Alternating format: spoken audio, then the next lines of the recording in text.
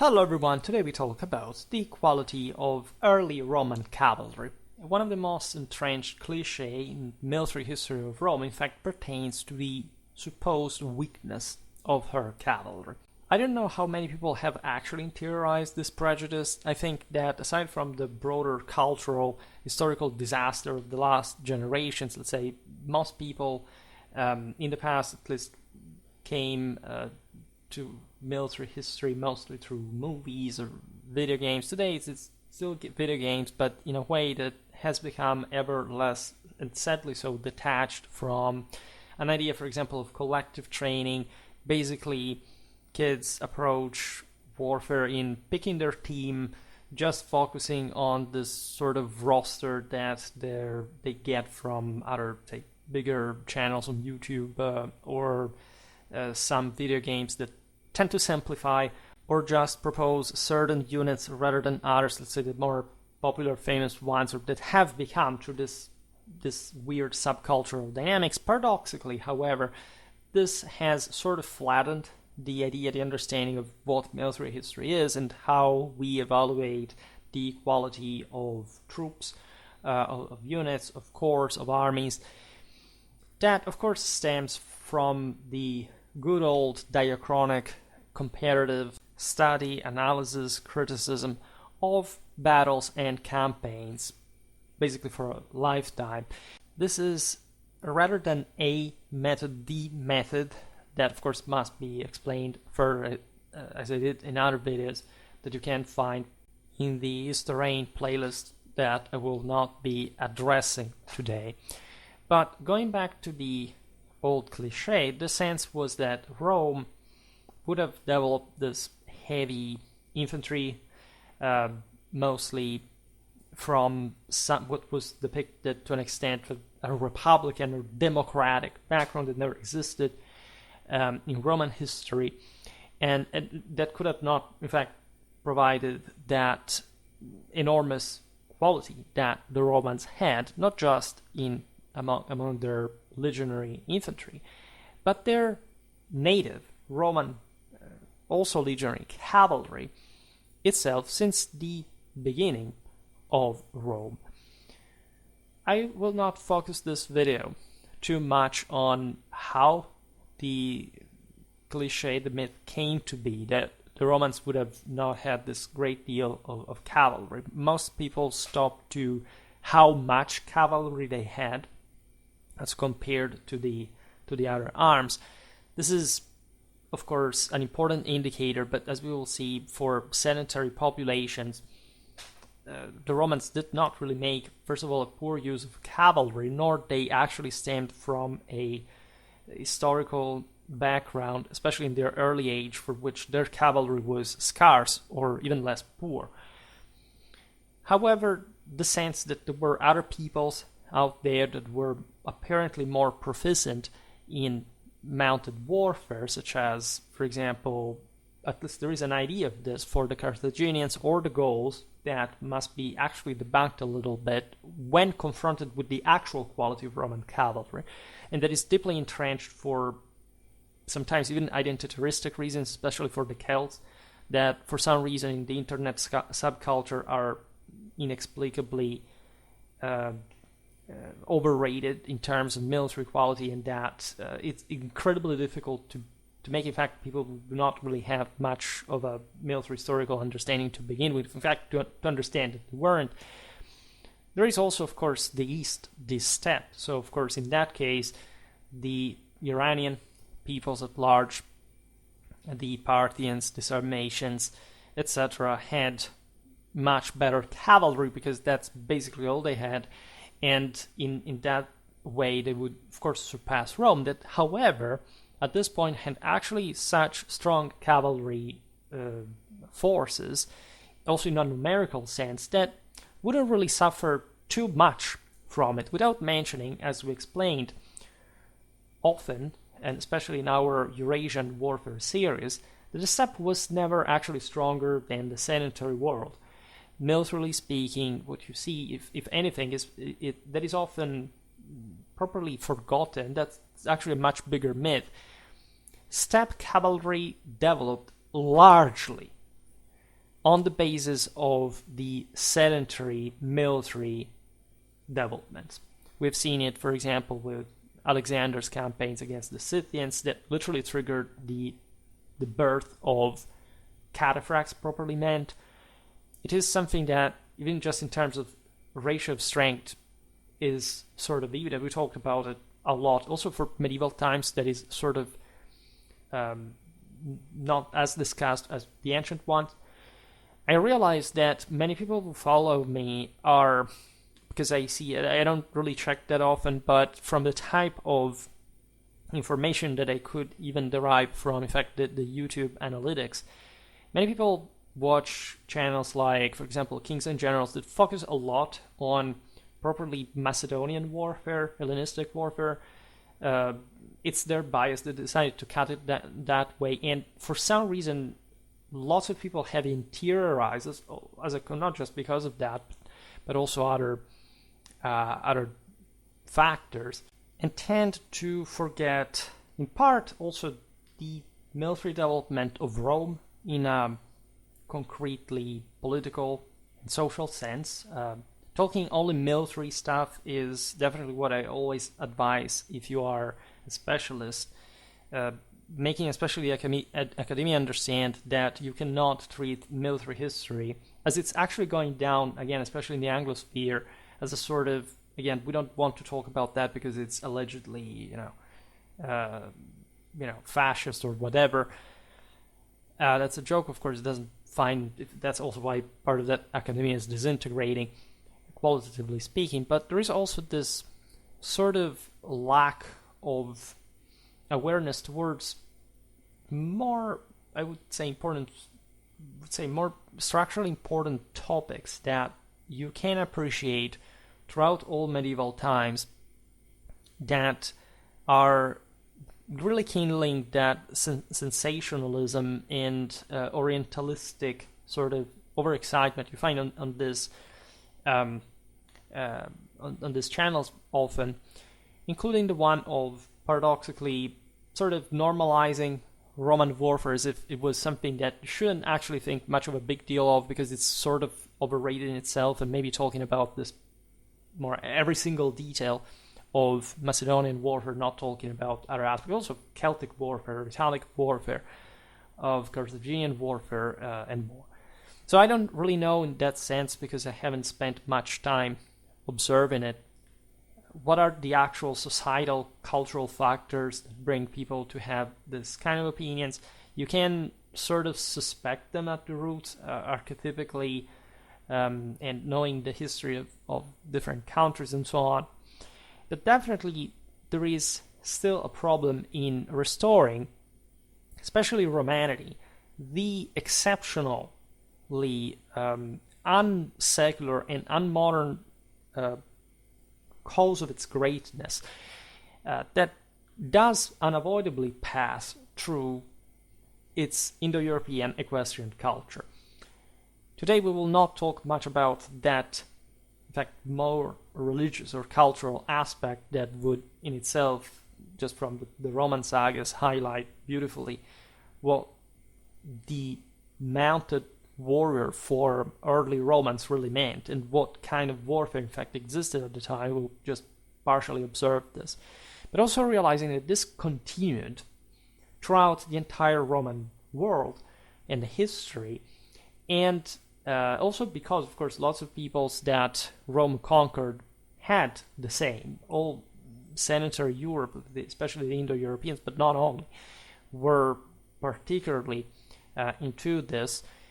But that also provided Rome with a degree of feudal and chivalric mentality that is not normally what you think when you imagine even just the foot legionnaire. It's a bit like Tacitus' Germans that we know fought mostly on foot, were possibly the people in Europe that had the least developed cavalry of all. But that, of course, was heavily obsessed with cavalry for the obvious reasons of ancestry, of common Indo-European ancestry, but also just the obvious role that cavalry that did exist in each one of these societies really had in an aristocratic and imperial sense. We will explain now better what we mean by the quality of Roman cavalry, also from a strictly technical point of view, because that's what we will focus on now, comparing Roman mounted forces. And I will be more concentrated, of course, on the early period, even though the pictures I have here are from mostly the Imperial times, because there aren't so many available pictures that I can use from the earlier ones of Roman cavalry. But you see, even just searching on Google, like from that aspect of Roman equestrian culture that is not ingrained in society, in our society, in our historical imaginary, so we can tell terrible term, but still something referring to what people think at large. We should definitely recover that. Also, because if you study the history of Rome, as we do politically, institutionally, socially, you realize, for example, from the role of the equites, that this figures, for example, were particularly similar to the ones you find, for example, in other communal contexts, say city-states in the Middle Ages, in a much more feudalized time, and that corresponds so much to that you wonder, but how did we actually think of Rome in a greater sense? We are still reasoning through the kind of late structuralistic Meyerbeer kind of, Rome was great because it was a sort of strange multicultural free blended thing without any particular value just per se, that we cannot trace it to specific symbols and meanings.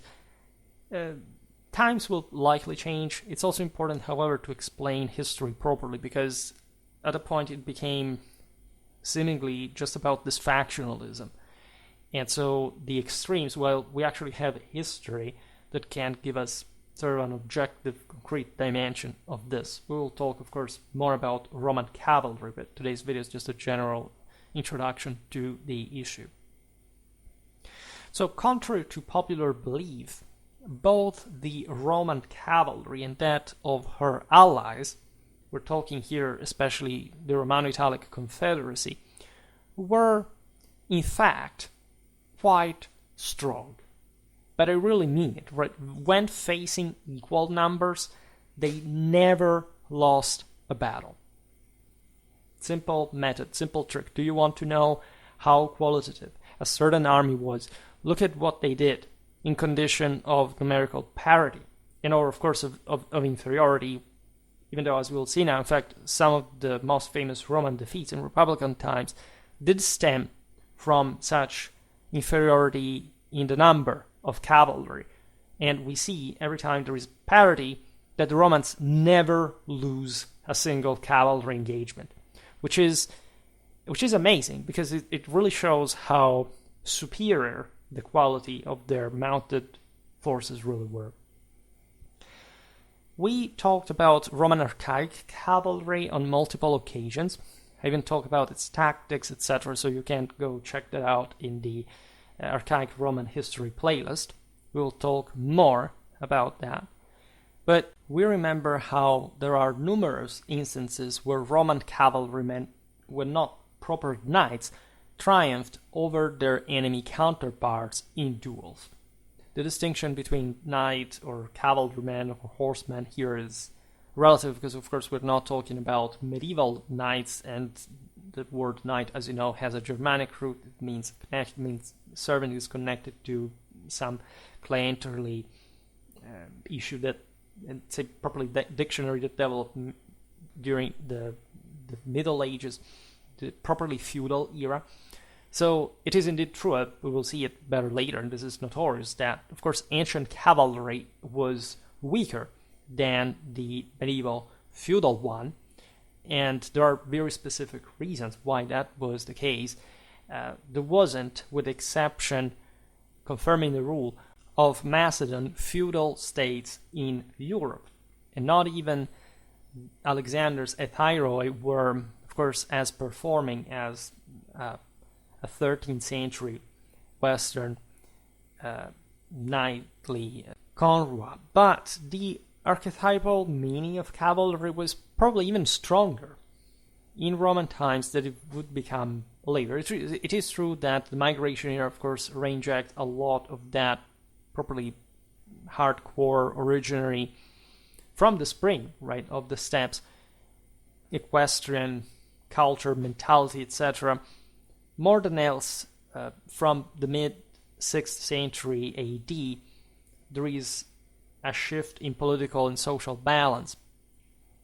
The Justinian plague leveling a lot of power and obliging people to establish what de facto already like a feudal system where cavalry is superior.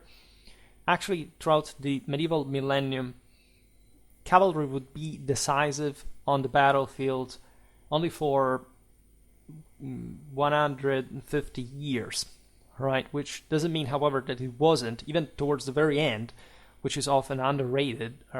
Lots of people think that in late medieval warfare, before, say, the mid-15th century, cavalry was inferior to infantry, or everybody thought, oh my god, it's collapsing. No, right? It was always the upper arm, just it wasn't decisive in the sense that for that century and a half, no infantry basically defeated cavalry alone.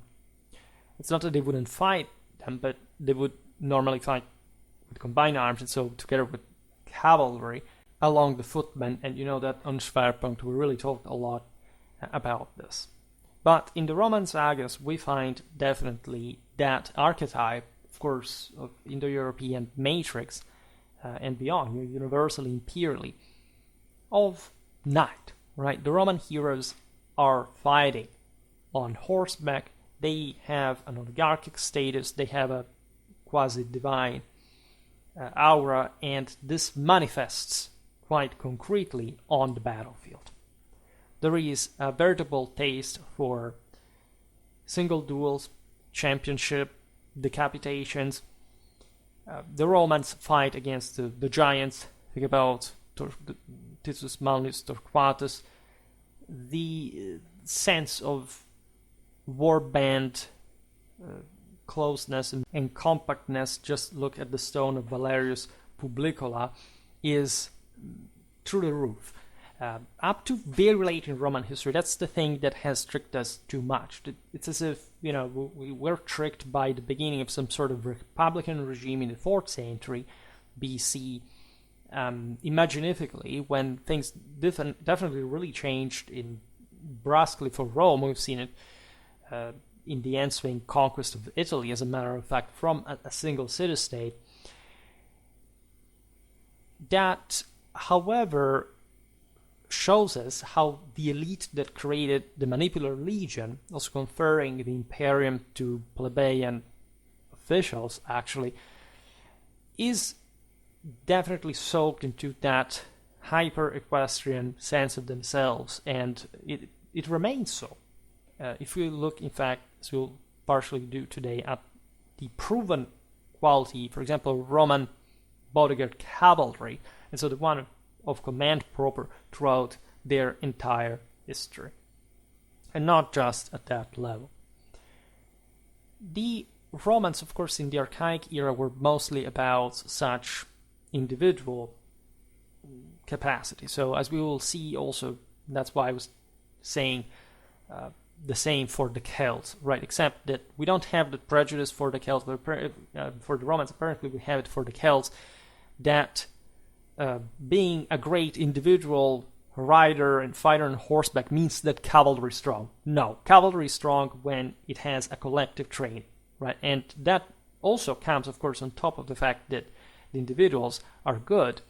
But if you meet somebody that is good and that has a collective superiority of training, you're done for. That's how the Romans conquered Gaul in 8 years for good.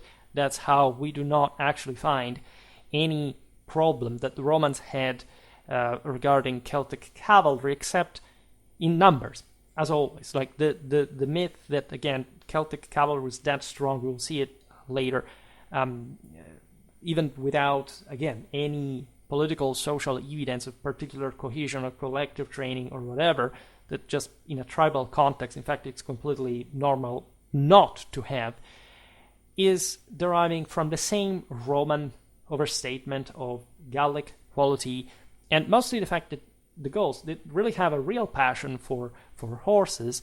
They were, again, very good individual riders, but other than this cavalry quantity, their quality, their cohesion on horseback was quite poor. So they weren't really very good horsemen to begin with, unless, of course, we see them, for example, framed within the Roman army as auxilia, and there the Romans would provide them with the means to be that performing. Hell, even the Germans that had a much less developed cavalry than the Gauls were able to beat the latter on multiple occasions. So when the Romans gave them their own equites horses, for example. So it's not to say that there wasn't a strong cavalry in the bodyguards. In some elements in the Celtic world you do find a lot of war banding, so professionalism out there, but they are very narrow pools, mostly of infantry in that case. Think about the solduroi. And we do not see any structured, if anything, it's not mostly about the feudal story, it's mostly the difference between a tribe and a state, right? The Romans could afford a military structure that, of course, the Celts could only dream of, and this happened also relatively early. But before that, let's say the 4th century BC, imagine somebody saying, the Romans didn't really have a good cavalry by that point. Again, for the Celts, everybody would start whining, no, they actually had it, whatever. For the Romans, nobody would shed a tear. Actually, the Romans had a brutally violent and effectively qualitative cavalry already at that point by continental European standards. All right? And they had also, in virtue of the fact that they were already a more robust system politically and socially at the time compared to, for example, the same Celts. The Romans did not underestimate cavalry at all. On the contrary, it was overwhelmingly important for them, to the point of making every possible effort to ensure they had an excellent cavalry force at their command. Yes, it's small, it's contained, but it was top-notch, right? They also produced, by the way, outstanding cavalry commanders. A Laelius, for example, is even more skilled than an Asdrubal. This aspect is crucially underrated for the simple fact that we all tend to think, oh, the Carthaginians had such excellent cavalry forces. Some people may say, well, that's just because of the Numidians. Actually, maybe the Carthaginians suffer a bit of the same problem. We underestimate how actually good citizen cavalry in Carthage really was. We're talking also in there of a narrow, like oligarchic cavalry with very high quality, given the vast estates that this establishment owned just all around the city. But indeed, there was a lot of North African cavalry development, mobility coming from, in fact, the desert. The Numidians are crucially, until Zama, that was in fact also one of the greatest Roman victories because it was fought over cavalry in many ways. And the availability of the same, the Scipio manages to get it, is really, however, something that could really be tackled by, in fact, just, for example, the quality of Roman cavalry. Had this clash, of course, become more based on just those nomadic, semi-nomadic cavalries in Africa, hadn't it been for the numbers, the same was true for the Carthaginians. The reason actually behind this is that there was a lot of symmetry between armies at the time. Like in all great engagements, you tend to have balanced odds. So the problem there wasn't much even the fact that the Numidians were good at horsemanship. The fact is that the forces involved in the battle were pretty balanced, and of course in this context infantry is decisive.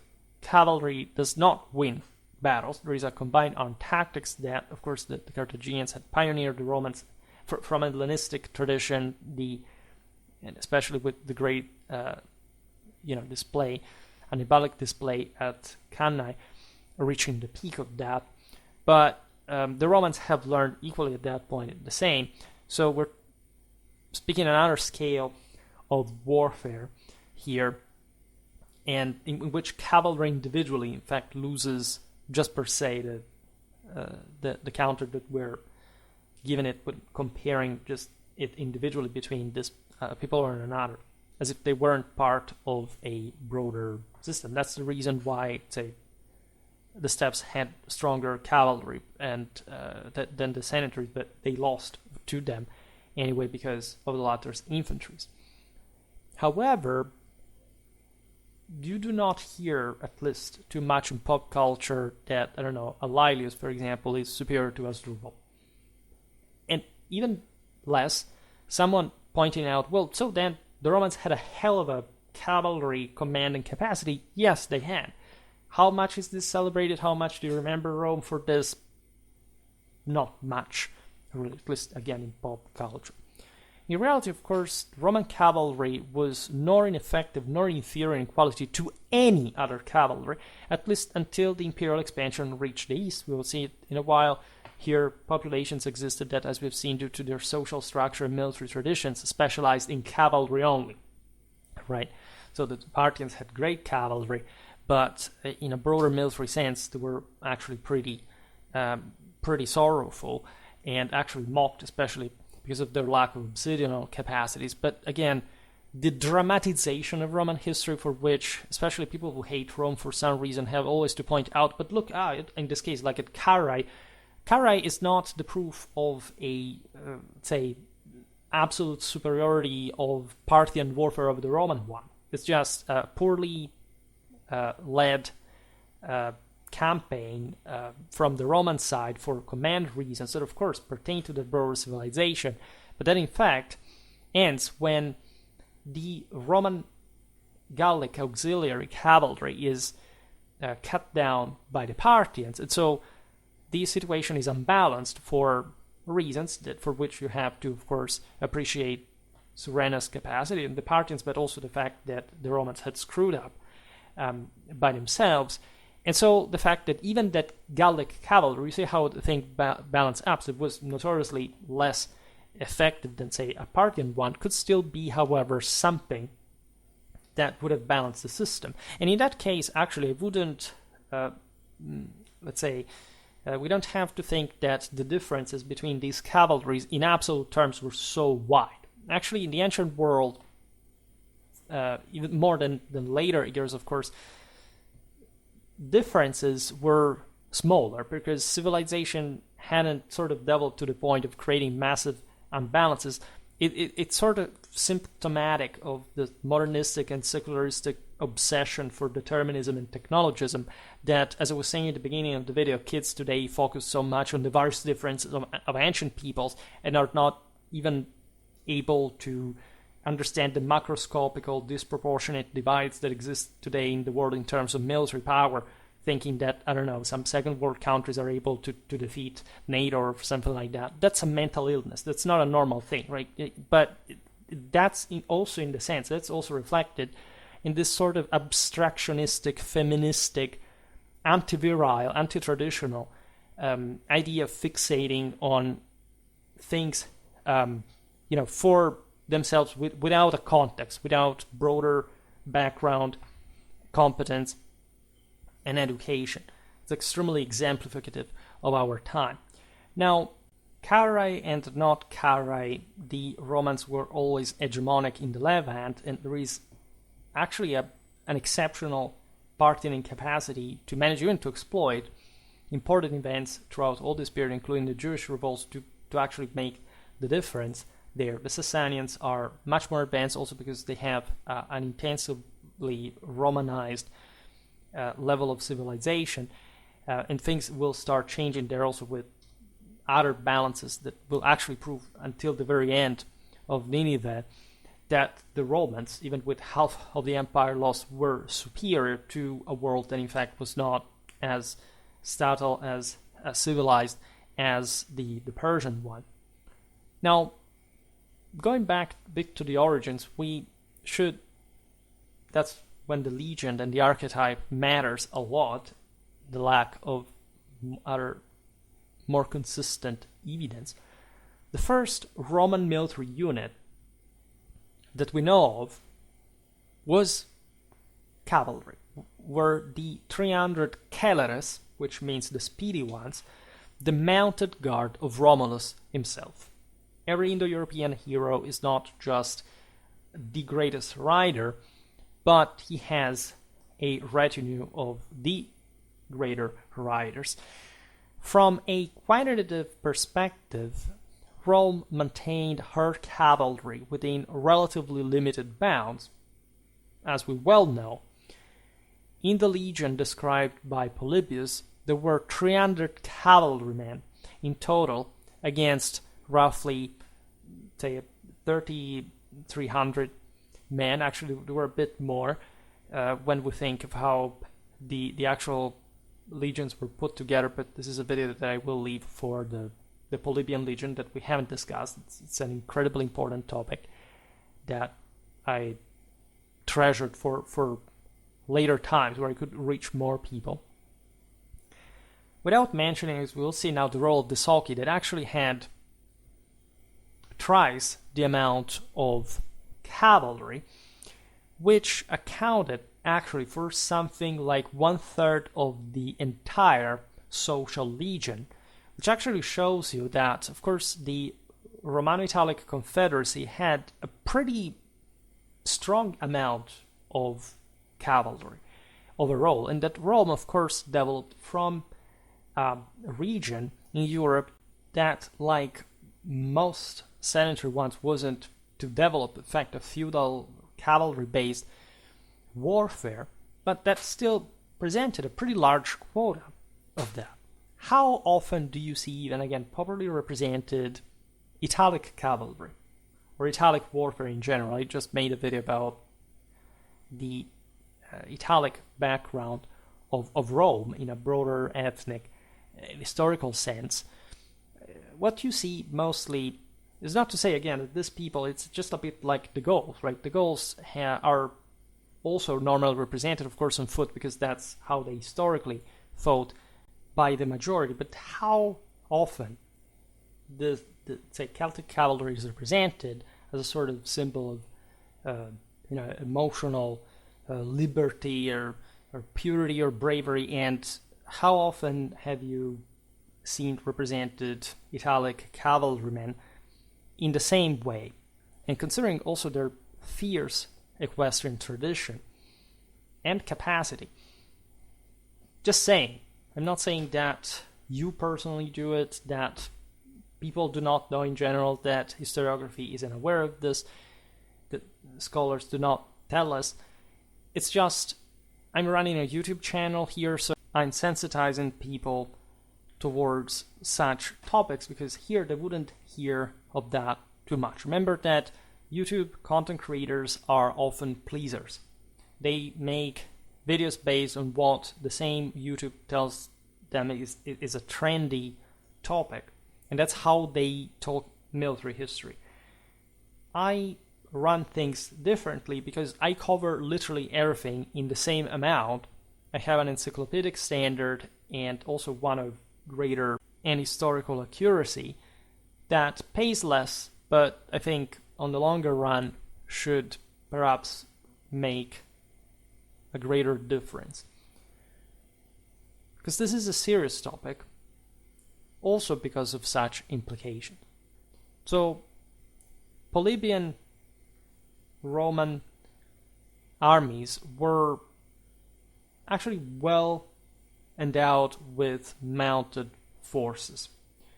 Over time things change, but here there is a almost perspective distortion, right? In fact, when we look at the cohortal legion, we see only 120 cavalrymen, famously deployed alongside around 4,800 infantry.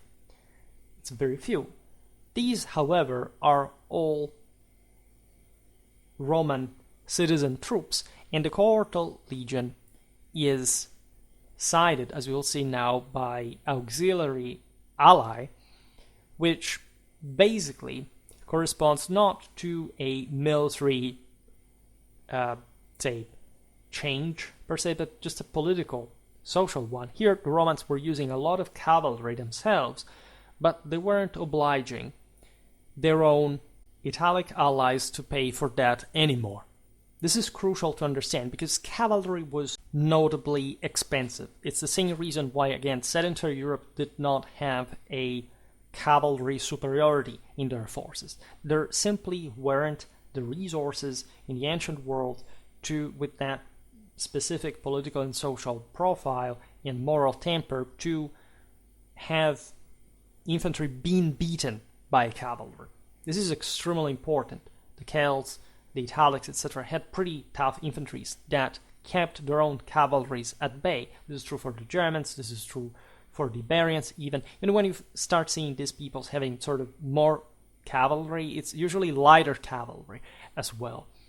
So when we see this change in late Roman times, not like the Romans weren't, of course there was a process of gentrification, that went in parallel with the one of Romanization, but it was obviously useless for Rome that controls so many peoples now just to impose the burden of a cavalry force that, as we'll see now, was extreme, and it is, just if you have an idea of how much a horse consumes every day, so the relative supplies and logistical strains, etc.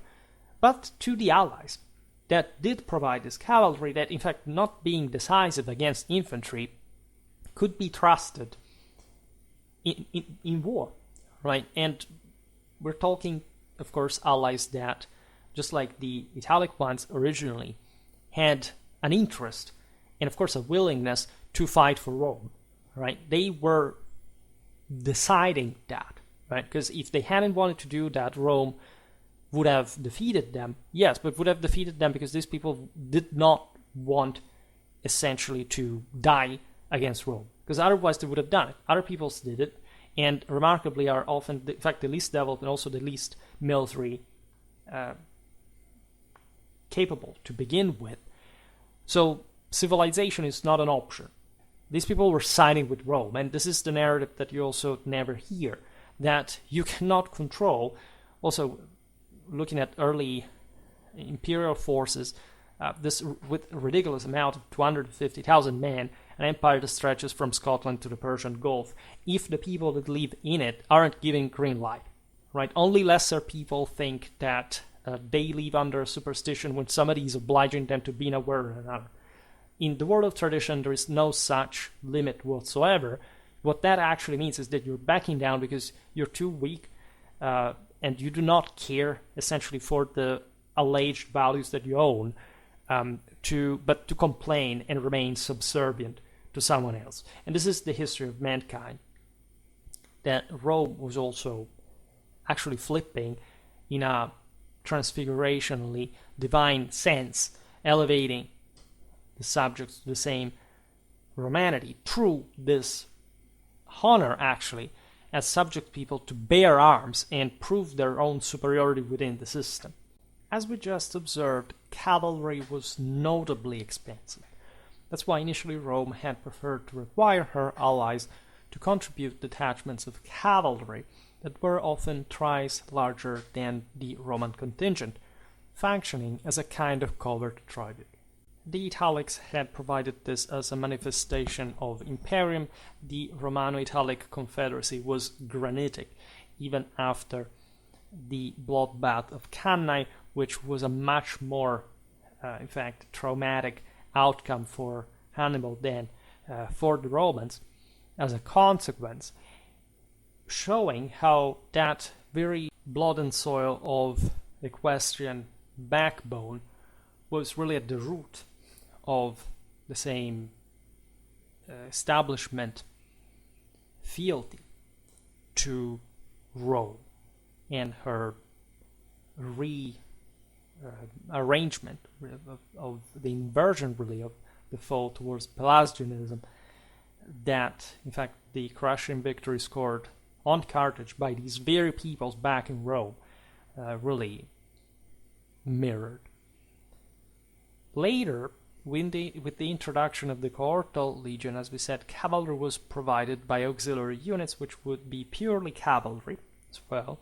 They didn't have necessarily a infantry component, if not in the case of the equitated, so the cohorts, the ally and the equitatae cohortes, that in the latter case were in fact also more autonomous. But here Rome, as we've seen, just needs some cavalry support for the heavy infantry that is the bulk of the legion, and that is going to remain that as infantry would be for all, again, continental Europeans. Why? We said it because, and it's been rightly emphasized by scholarship, that a strong cavalry necessitates a feudal type social organization. It is a structure capable of supporting an elite dedicated to the professionalism of warfare, at least in large numbers. That's why the Roman citizen cavalry would actually maintain an elite character. There wasn't anything constitutively worse about a cavalry just because it was less numerous than infantry in a given organic. On the contrary, the fact that, of course, such contained cavalry force remains, together with all the cultural representations, all the Roman monastery officials representing their own ancestors as knights with enemy heads in hands, just crushing the inferior enemy that fights on foot, is really proving the continuity in the equestrian tradition of the Roman Italic people.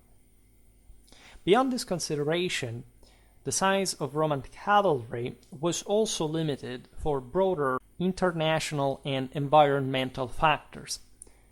Italy and its surrounding areas, although comprising more than a few nobles, had relatively few horses, and those available were of good but not exceptional quality.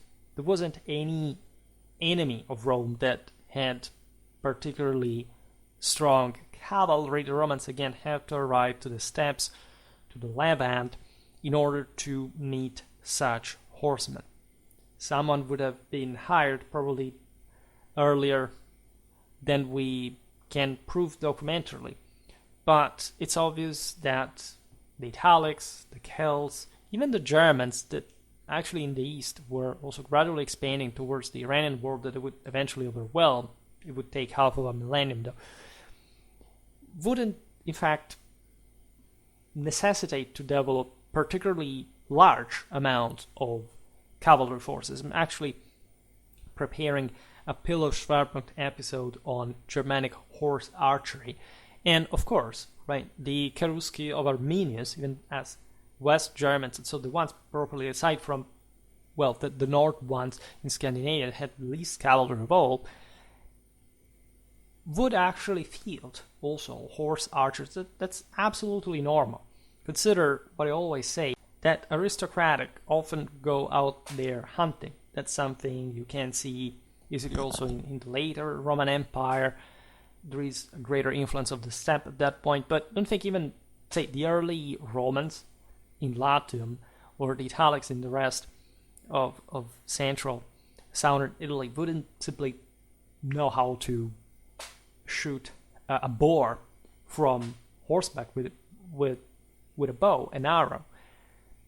It would have been absolutely normal. We do have proof of these things existing, just it's the same for the Middle Ages. Why wouldn't William the Conqueror's knights fight as horse archers? Some would, but in such a limited fashion that, of course, compared to the shock charges tactics with couché lances, not quite even at that point, would fully at least wouldn't need, in fact, that, right? And we should also talk more hoplology because, for example, javelins are underrated. The same concept, for example, of missile superiority is quite underrated for Rome. someone who can carry a couple of pila of that kind, being trained and using them collectively, has by far a missile superiority on any kind of enemy, even horse archers, right? You do not need greater range. It's what the single projectiles actually do. In the way, of course, they are also concertedly employed by the units. And yes, there is not such thing like I simply shoot you from the distance, I'm better. It doesn't work like that. It's always, by the way, a matter of combined armed tactics. By the way, as we were pointed out before when looking at Karaite, Gallic, and the Parthian cavalries. There isn't in this part of Europe, like not at that time, perhaps except Spain, like any kind of, in parts of the Balkans, some very strong cavalry breeding reality, right? At least in such a large amount that would also structurally correspond to a larger equestrian use. The Gauls actually are the ones that cultivate that the most towards what has been indicated as a proto-feudal direction, but that isn't even really close to that, right? I've heard, I don't remember what the guy that goes out there says is an advisor for the U.S. military that knows everything about history. This guy basically would connect Gallic horsemen with later Frankish knights, stating that before the Romans or against the Romans or whatever, the Gauls embodied that sense of feudal. No, right? The majority of Gauls fought on foot, and infantry was decisive, which means that cavalry was beaten, and that often the same Gallic horsemen would dismount to fight to begin with, because we should never forget that in the sedentary world, if you fight on horseback, you can run away faster, and the true man, the true hero, right, from the true champion, from a heroic divine background, dismounts facing the enemy on foot, right? He may arrive on the battlefield on a chariot, on a horse. That's also what the Greeks did, but we don't emphasize it excessively because, again, we have decided to provide with a very specific idea of the Hellenic, of the Roman world, and other people wanted, on this sense, to capitalize on it for incredibly narrow-minded reasons, thinking that their own country was sort of but it wasn't even its own country technically at the time, a radically different thing from Rome, etc. Even though they spoke basically the same language, even though they, as I always say it, the Gallic declension is identical to the second Roman one.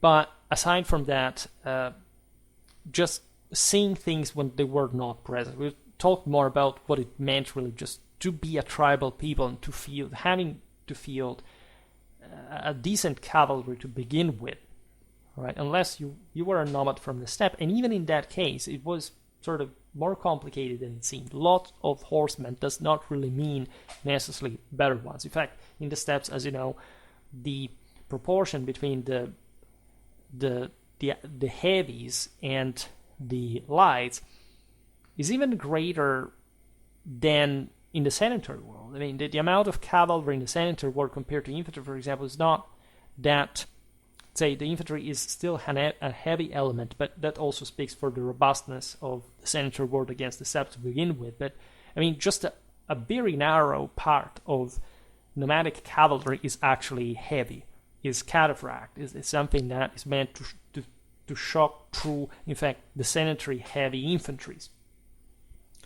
And only, of course, through combined arms, but still incapably to do so against even tribal peoples. It's not like, again, the Iranians overwhelmed the Dacians or the Germans or the Celts, right? They didn't. So those were peoples that did not have the military standards, for example, of Rome. They weren't overwhelmingly distant in absolute terms, as I was saying before, from that, but surely for ancient military standards, they were. And in that sense, we don't see much of a success of that nomadic element. In fact, against Rome later either. So don't extremize, don't relativize, because in military history, it just brings you where you do not wanna be.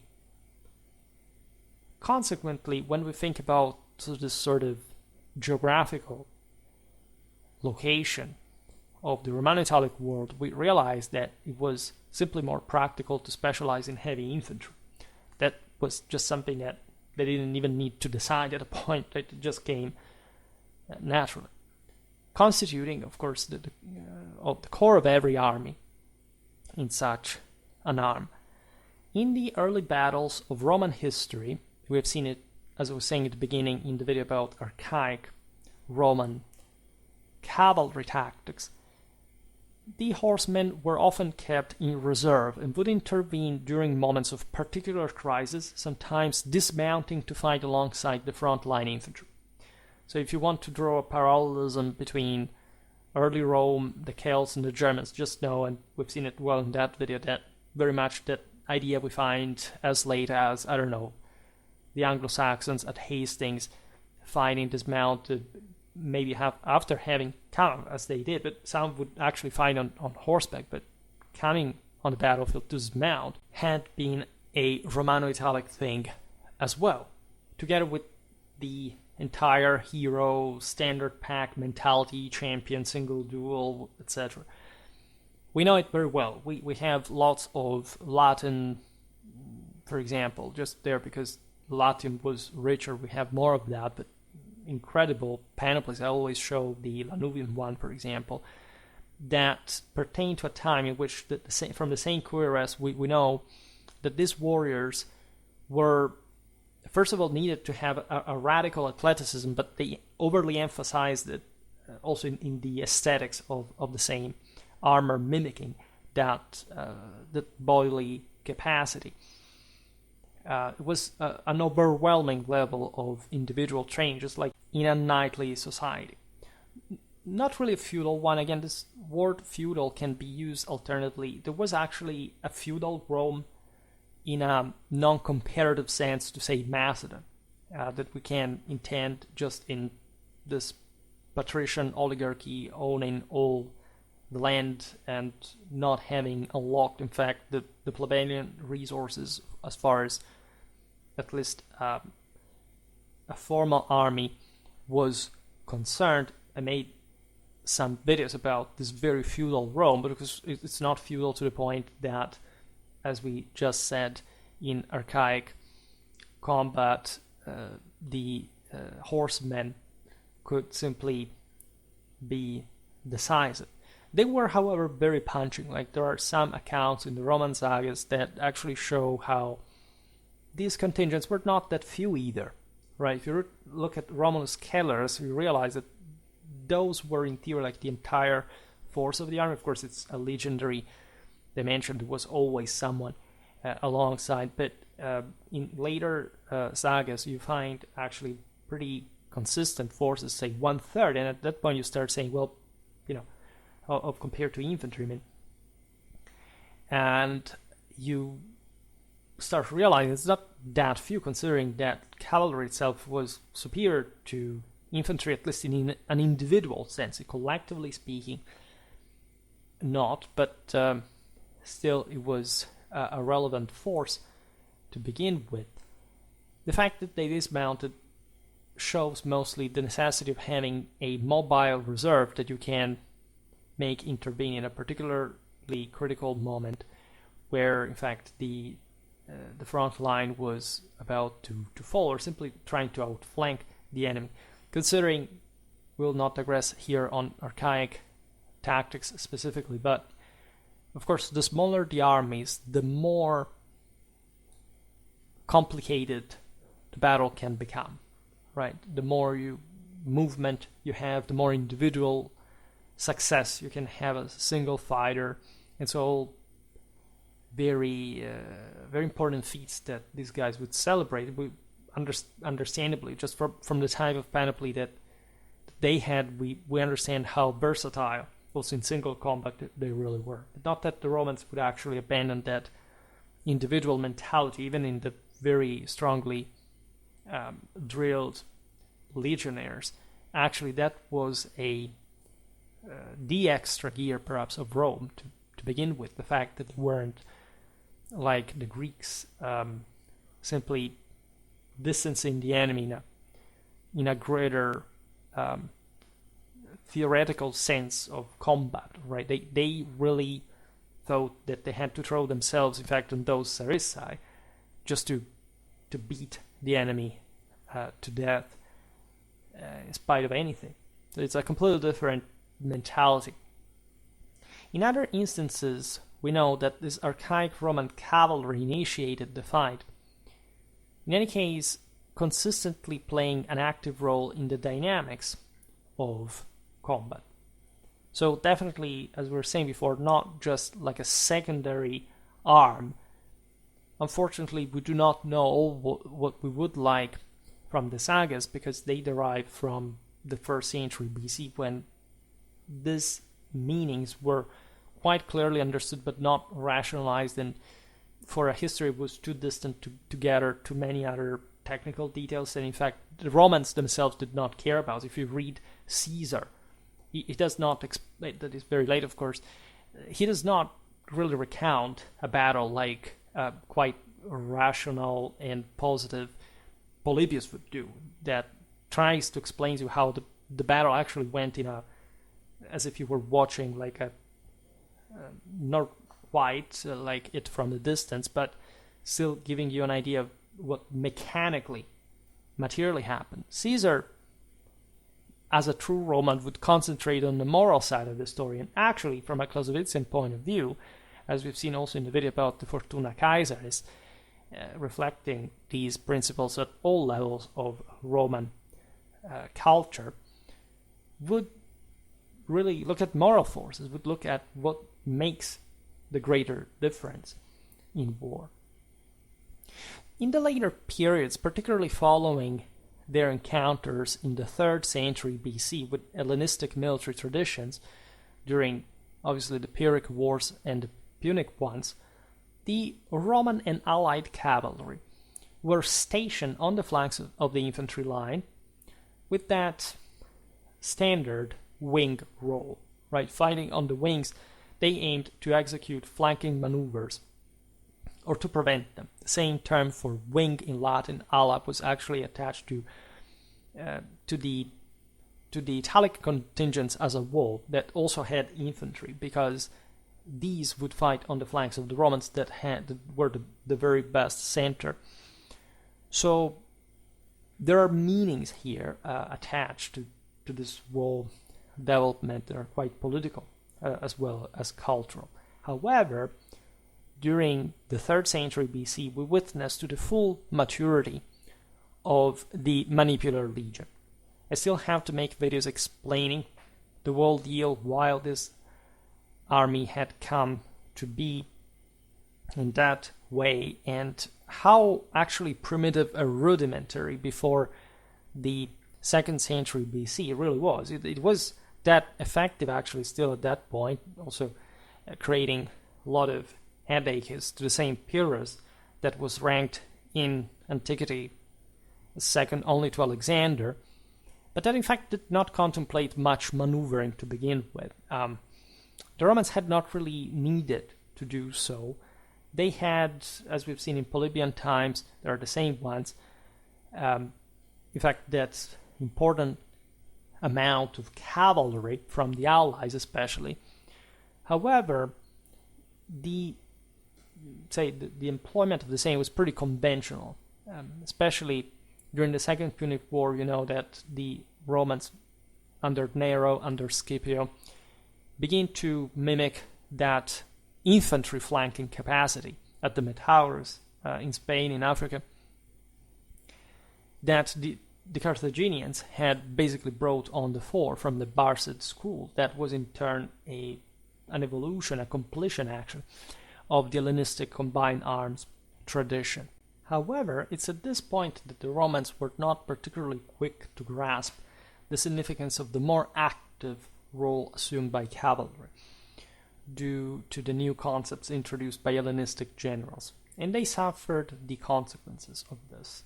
It's as if the Manipular Legion was already a miracle, considering the primitive, brutal background that the Romans had emerged from, with this immense moral force that in fact is the one that, regardless of such tactics, manages to hold everything and actually shows civilizationally that they could simply evolve at that point at the same and surpass the same Punic adversaries. And in fact, such defeats were not even the product of a particular backwardness at that point in Roman military culture.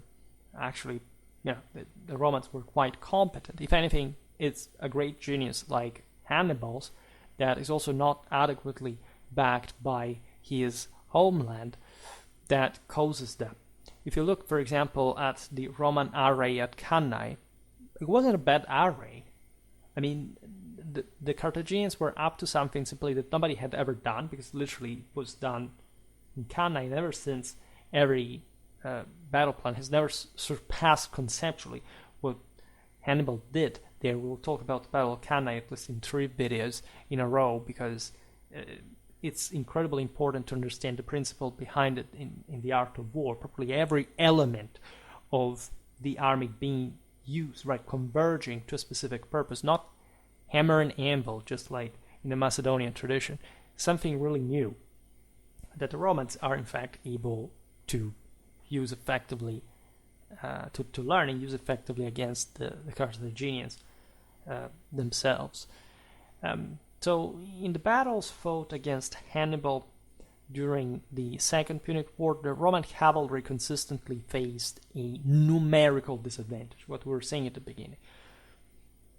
They hadn't a bad cavalry. Every time they are in a condition of parity, at least they win, right?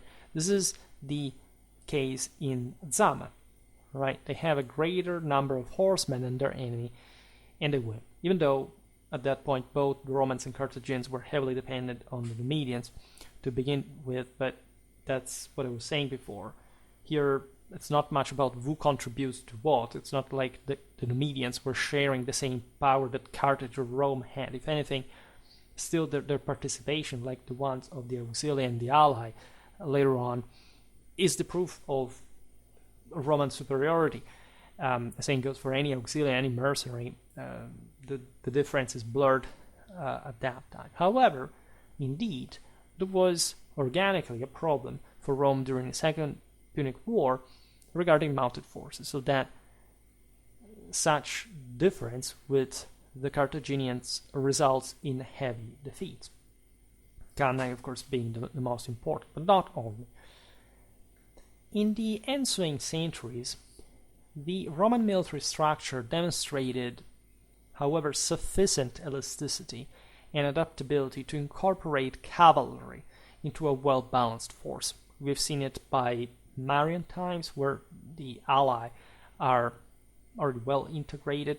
You can argue that in Polybian times too, there was even a sort of high level of mounted force compared also to other areas of sedentary Europe. It's just the Carthaginians had something more advanced, with the elephants, with some sort of, in fact, also Hellenistic mentality regarding what they could dispose of. If anything, it's also what Carthage had been using from quite a while, but not doing until the few generations leading up to the Second Punic War. In fact, the very Barcid thing, that kind of fully synergic employment of the various units. On one hand, the strategic mobility of the Roman cavalry addressed the need for rapid intervention during local crises. On the other hand, the enemies that Rome began to encounter in her expansion towards the east, such as the Parthians, the Sassanids, the Alans, the Huns, of course very much in the long term, and others, possessed particularly formidable mounted forces. Thus, when the Romans had to adapt to these new challenges by equipping themselves with equestrian units of similar type, mounted archers and heavily armored spearmen, such as the characteristic cataphracts, were integrated into the Roman ranks pretty early on, actually. We see them for the first time in the beginning of the 2nd century AD, during also the era of the empire's greatest expansion, especially towards the east, Mesopotamia, and further also the Romans explored the steppes at a point in search of grain. This process was natural.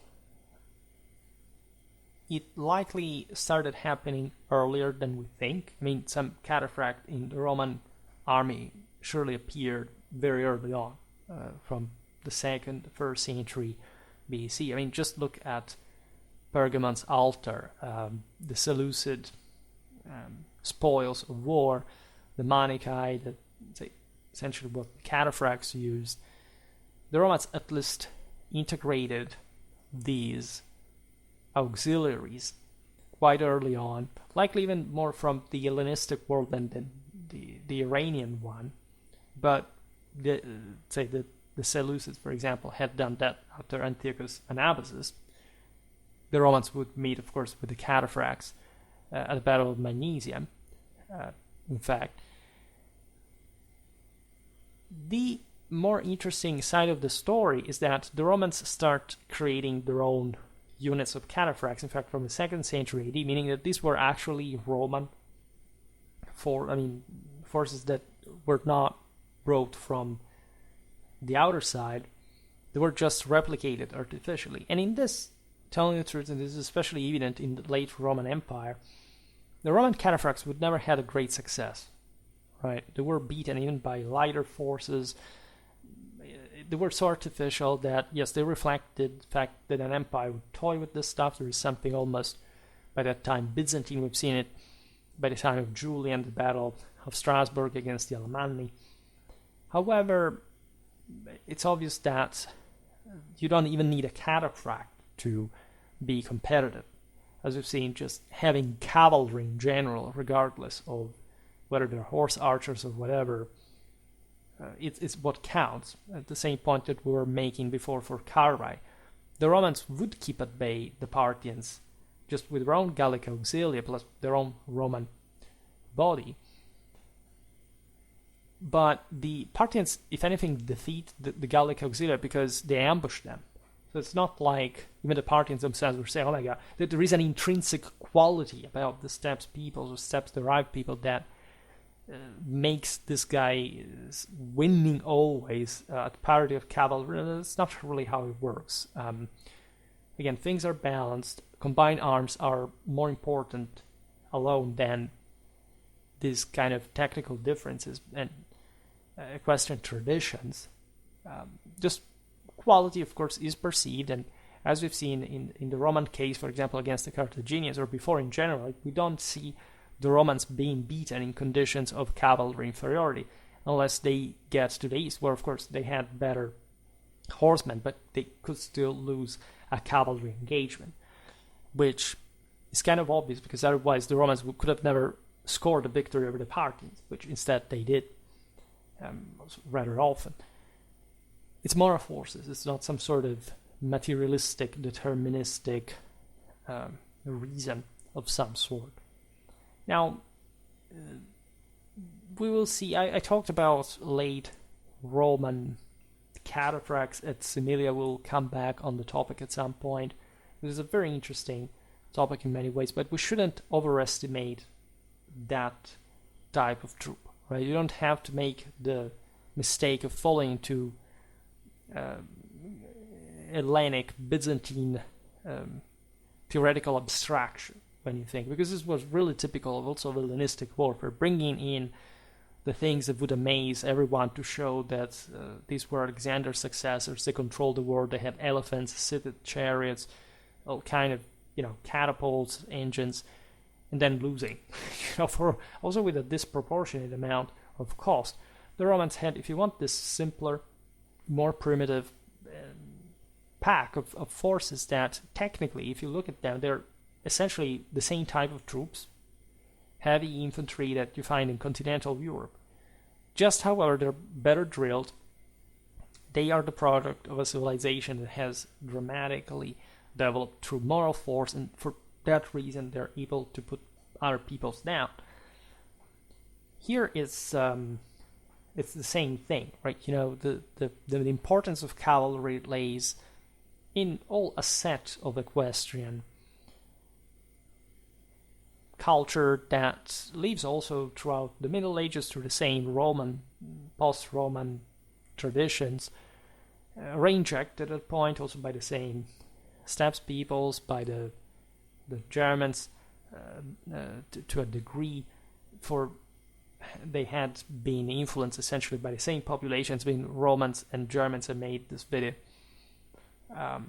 topic already, were materially quite, let's say, influenced by Celtic gear, of course, which doesn't mean that even in that sense, essentially, there was something that the Celts had that the Romans or even the Germans didn't, right? They just provided with some, especially in an aristocratic context, so that the average soldier did not even have like a sword, just late Gallic reality, and mostly if they ever had it was in a warband one rather than the average peasantry. But the shared functions were further adapted, and not just the Romans, but also the more primitive, backwards Germans beat the Celts. Looking at other aspects, more technical to some degree. First of all, organically. The basic unit of the Roman cavalry was the turma, consisting of about 30 men. The cavalryman could execute in such squadron shock actions, despite the precarious positioning caused by the lack of stirrups, which improved over time thanks to increasingly refined saddles. Also there was a Celtic influence. The Gauls had the horn saddle that was, again, as we'll see now, ancient cavalry didn't have an amazing stability, but that was better than nothing. Like, you essentially rise on the horse, and when you fall on the saddle, you, with your own weight, basically contract it, making the horns enclosing your thighs, and of course the saddle is tied to the horse, and so in part you have greater stability. And of course there are massive stunts that also a lot of people at this point can do without any saddle or anything. As we were saying before, for example, the Germans, again, they may have been even in their higher combativity compared to the Celts, but say the end of the first millennium BC, better equestrians, right? But they didn't have better cavalry, as a matter of fact. So again, never confuse individual quality with collective quality, because the former gets beaten by the latter consistently to begin with. The cavalryman could also engage in ranged combat by throwing javelins. At times, they would fight on foot, functioning as mounted infantry. Still, this is really common also for later Roman cavalry and for ancient cavalries in the century world, not only. Javelins are much more effective than one normally thinks, and closer range are much better than an arrow, and they have consistent anti-armor capacity that is always underrated for some reason. Also in the Middle Ages or the thresholds of the modern era, right? Javelins kill. The very stormtroopers, the men-at-arms that storm the enemy walls, right? So you have to hit in the right place, but it does work like that. Over time, the same Roman cavalry tactics, of course, became more sophisticated. In Imperial times, knights were able to form a shield wall by deploying their horses in a herringbone formation, which allowed them to support each other and present a shield and leveled spear to the enemy. Of course, the purpose of the shield wall, which is something you see even among Teutonian knights against the Magyar horse archers at the Battle of Lechfeld, etc., is just a protective function against missiles. There are people who think the shield wars are some sort of, magic formation that people used to fight with great, skill and training and competence and expertise. Every single infantry, even a dirty, shallow levy militia, has the capacity of doing that. The Celts did it all the time. The Romans called that testudo also for the Gauls. There's nothing intrinsically special about that. The saying Roman testudo is nothing particular. Like in a normal situation, you would have a cover somewhere. If you find yourself in the open, bombarded, you have to approach an enemy fortification, you put shields over your head. Who would have known, really?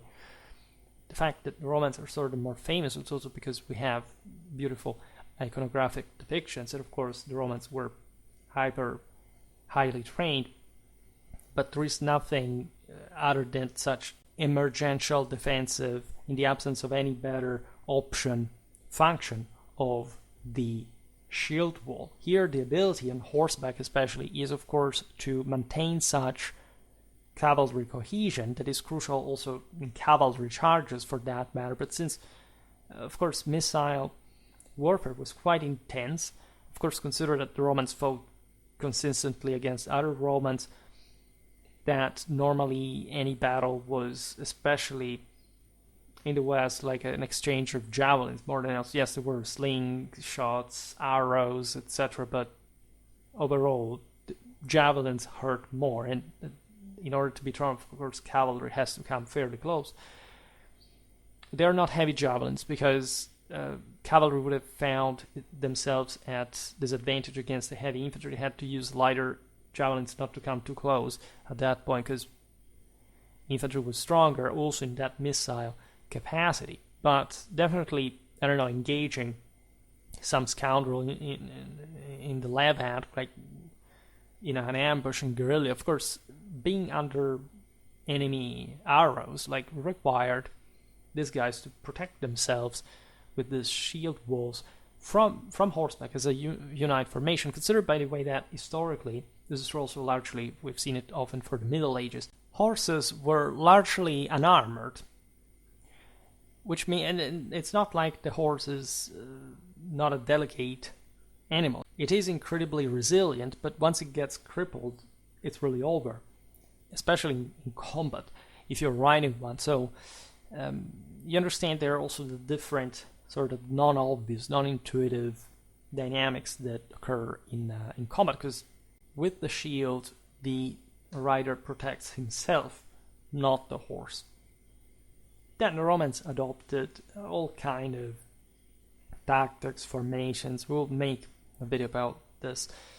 For example, the famous Cantabrian Circle, apparently in fact motivated, as the name says, from the northern Iberian, Celtiberian through cavalry tactics that were also in fact somewhat different from the more sort of Central European Celtic ones, or at least surely horsemen in general knew how to perform that, also probably in the same Italy, etc. But in fact the Iberian Peninsula was a different world with different political and social balance. They had much lighter cavalrymen, and as such they specialized more in skirmishing in this kind of light cavalry movement aimed at, in fact, throwing javelins when they reached the point closest to the enemy, thus maintaining a continuous barrage, but obviously not being immediately ready for charging, for example. So being ready, if anything, to rather get out of the way, because being attacked while you're in a circle is pretty disastrous to begin with. I made a couple of videos about Iberian warfare during this point, and we discussed these things. Consider that Celtiberian cavalrymen were used successfully against the Berber ones in North Africa. Some Numidian chieftains had Celtiberian bodyguards, and it turns out, as it actually would happen during the Reconquista, but also for the Crusades in the Holy Land, that actually the heavier European type does chase the lighter enemies successfully, Also because if you need to be chased, you're immediately declaring your inferiority. And so also the idea that in general the enemy can flee. It's not a matter of how fast does, I don't know, lighter cavalryman go compared to a heavier one. First of all, you can be mentally broken and just remaining there, getting butchered down without even opposing resistance. And formations also work in a different way. If you're boxed, if there is chaos amidst the ranks, whatever, you can be sliced through pretty easily. And so there are very interesting outcomes. Usually, it's not just about the guy that manages to get the hell out of the way individually. As we said before, that was the general sense, right? Of could be a coward, etc. But this also makes you understand how much more relevant infantry was, also dismounted cavalry, for peoples like the Italics, the Gauls, the Germans, the broader Celtic world as well, towards the east. When we talk about ancient cavalry, of course, we're looking about the lack of effective stirrups and saddles, right? In antiquity, horses didn't even have shoes, but rather what were called by the Greeks hipposandals, which, of course, raises concerns about the stability of the mount. However, this problem, of course, affected all knights in antiquity, not just the Romans. Actually, also much better feudal knights, so for example, the Hellenistic Macedonian tradition, that were that sort of more qualitative, but also more, in fact, contained in number. That's the point that we were making before.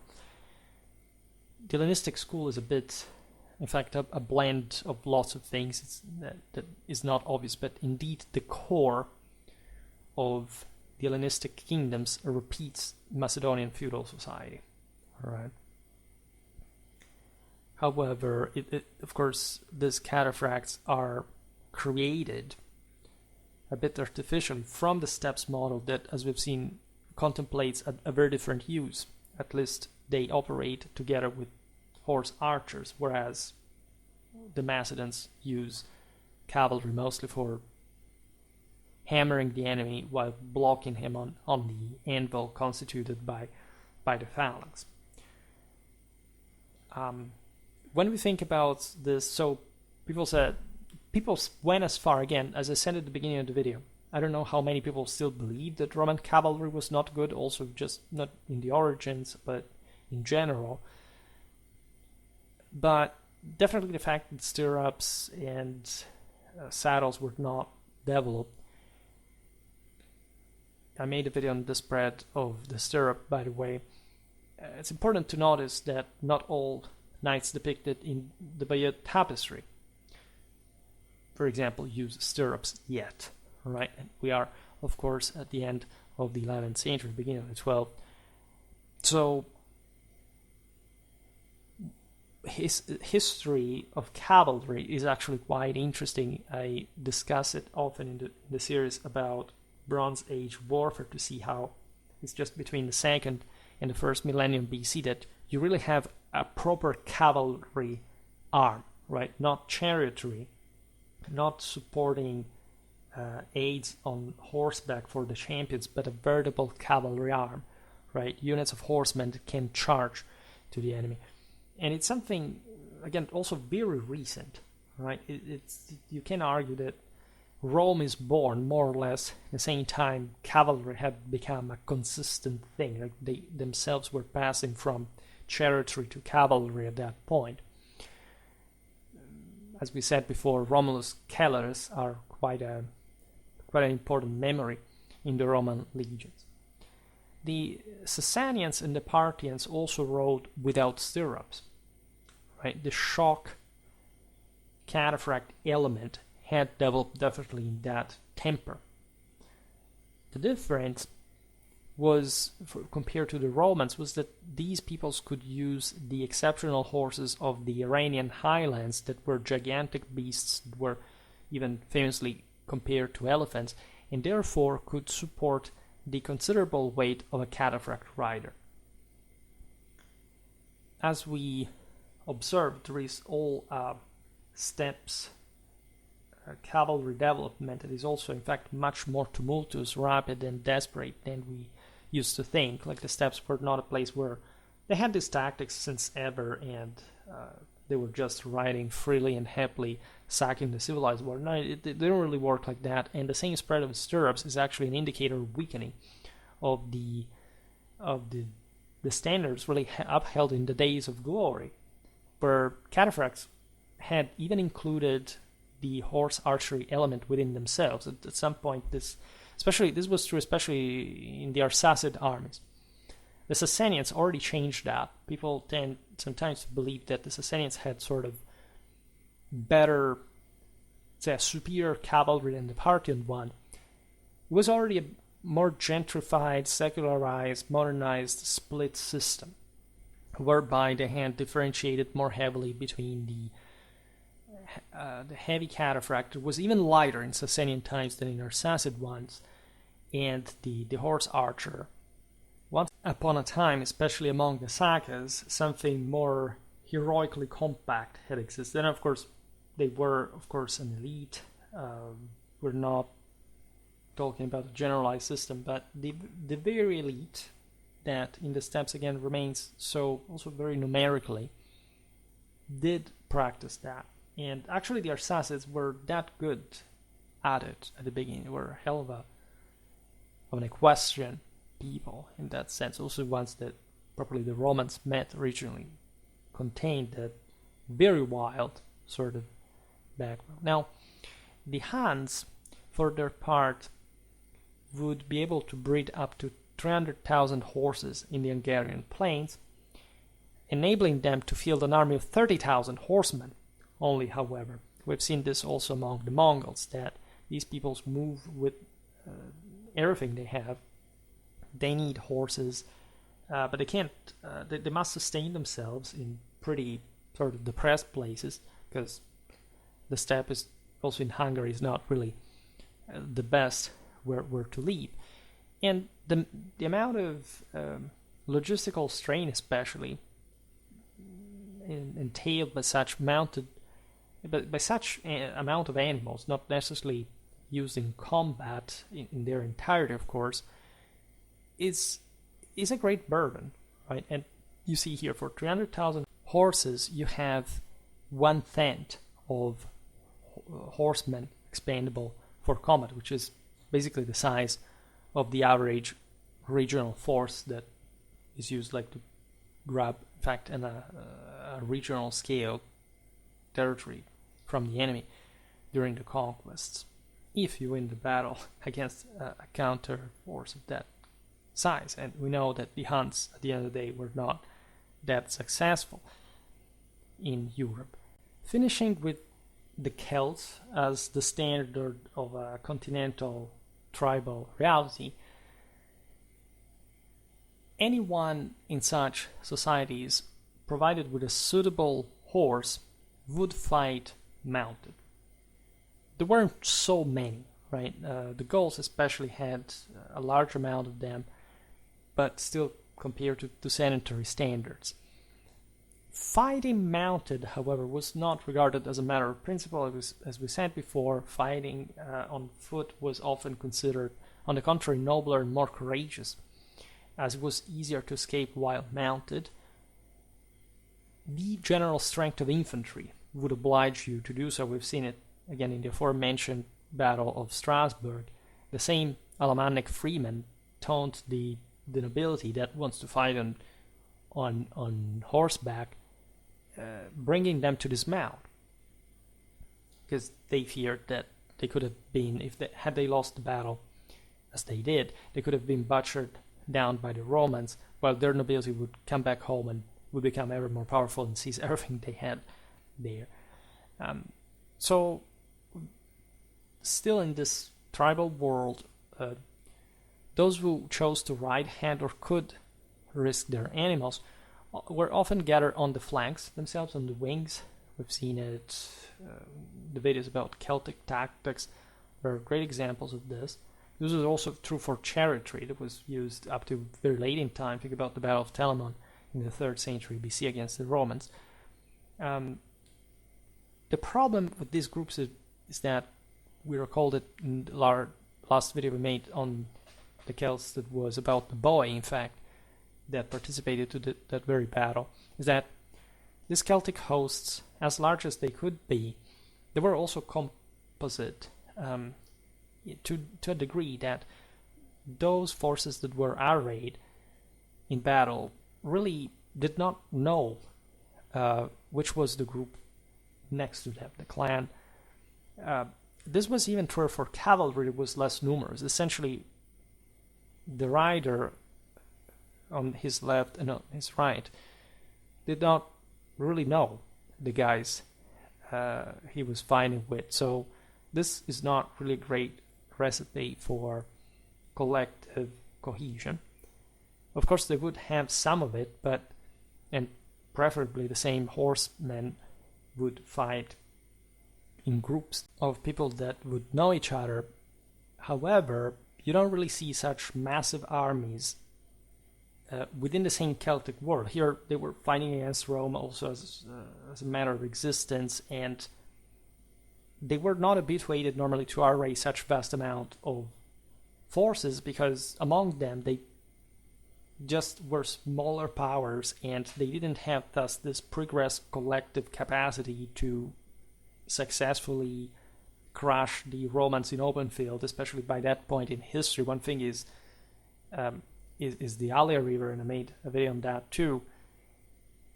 At this point, like the very intensive collective training the Roman legions have are not available among the Celts, and this is how the Romans took over Celtic Europe in a quite macroscopically graphic way, exactly for this reason. The Gauls historically were the more developed of the Celtic peoples, and fortunately for them, they had an unbounded passion for horses, allowing them to field a substantial amount of cavalry. It was true also for the Italian Celts, that in fact did give Rome some head pain, not to say else. However, without proper training, the quality of their cavalry was generally poor. Yes, you could find good cavalry, again, in determinate measure, some forces were pretty good. But overall, right, we confront Roman civilization, so-called Republican times, against the average Celtic, one of the same period. There is no match. They are two differently developed systems, and as I said before, if Gaul was the more developed reality that the Celts had, well, we know how it ended, don't we?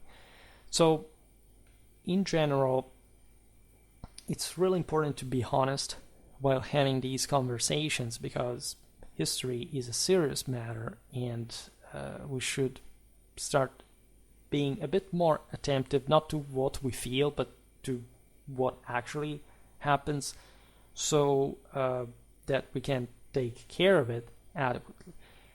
If history instead is, as I substantially see every day on YouTube, just mostly again people searching for personal validation by projecting themselves on alleged ancestry of theirs that whose history they don't even know, because of course a person who does that doesn't even care to embarrass himself on the internet, just commenting randomly on YouTube channels. On the basis of that, your ancestors would have been terribly disappointed, let me tell you. The point is really more dramatic, and I think that unfortunately most people now are in that group. I think they've always been. It's rather sad, but also somehow mirroring, in fact, the moral and scientific collapse of once, at least, through some elite kind of relevant level of education that now is being importantly lost also in the establishment. But that doesn't make the average person better. and this is true historically in many ways, as we've seen. In any case, this was just a broader outlook. Roman cavalry, the history of Roman cavalry in a diachronic comparative fashion. We will talk a lot about this. There is something I can't spoiler you on the Praetorian cavalry, the Equites Singularis as well. I mean, those are really interchangeable. Wasn't much of a difference in terms of a single individual skills. However, we will see this, of course, another time. For today, I stop it here. Just hope that you enjoyed this video. If you did, please share it. Otherwise, do a like or subscribe to my channel if you're interested in my upcoming content. As always, I thank you heartily for listening to me. I wish you a nice time and see you next time. Bye.